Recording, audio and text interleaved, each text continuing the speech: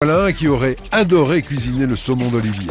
Il s'agit de Vivien, un chef nouvellement étoilé, installé depuis 10 ans au Pays Basque. Tu t'appelles Durand. Ouais. Ici en Pays Basque, on ne charrie pas trop, non? Non, c'est pas très commun ici Durand au final. Donc au final, moi je suis plutôt assez rare dans la région. Enfin, c'est un Toulousain qui est venu s'installer ici. Ouais. T'as pas des réflexions quelquefois? Moi je suis devenu amoureux de ce pays-là, amoureux des gens qui y sont. La question souvent quand on demande comment ça va et d'où tu viens, bon, ben, quand on est de Toulouse, bon, bah, t'es pas d'ici, ben non je suis pas d'ici. Mais après, quand on est aussi amoureux qu'eux peut-être du pays, bon, ben, ça passe toujours quoi. Et tu penses que tu vas prendre l'accent d'ici? Non, des fois je m'entraîne mais j'arrive pas. Bon, on va peut-être prendre le bateau. Allez. On va peut-être pas aller en pêche, Ouais. mais on va pas aller très loin. C'est trop tard de toute Mais façon. tu vas nous faire visiter un peu. Ça marche.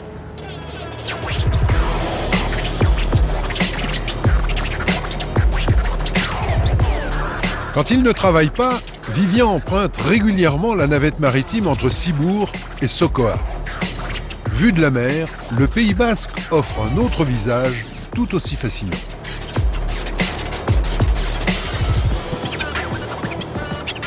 Qu'est-ce que c'est la grande montagne là? C'est la Rune. On est sur un bateau et on voit la montagne. Tout le monde en parle, Ouais. c'est un espèce de symbole. Ouais.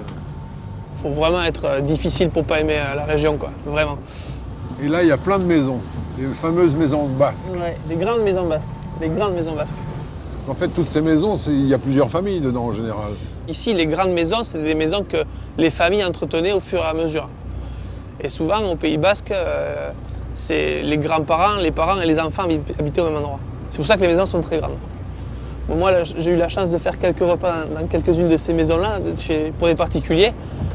Bon, ben, c'est un peu idyllique, quoi. Ou un coucher de soleil quand on habite ici, c'est magique.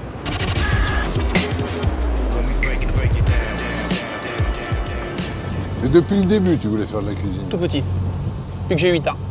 Pourquoi? J'ai fait une Il y génoise. avait quelqu'un dans ta famille Non, qui- non, ma mère cuisine, mon père cuisine, ma grand-mère cuisine très bien. Un jour, avec ma mère, on a fait une génoise, et ça m'a intrigué, passionné. J'ai toujours dit à mes parents que je ferais cuisinier. Alors mon père, il a pris ça comme faire cuisinier comme tu veux faire pompier ou policier ou médecin ou vétérinaire, quoi. Et j'ai jamais dérogé. J'ai toujours voulu faire ça.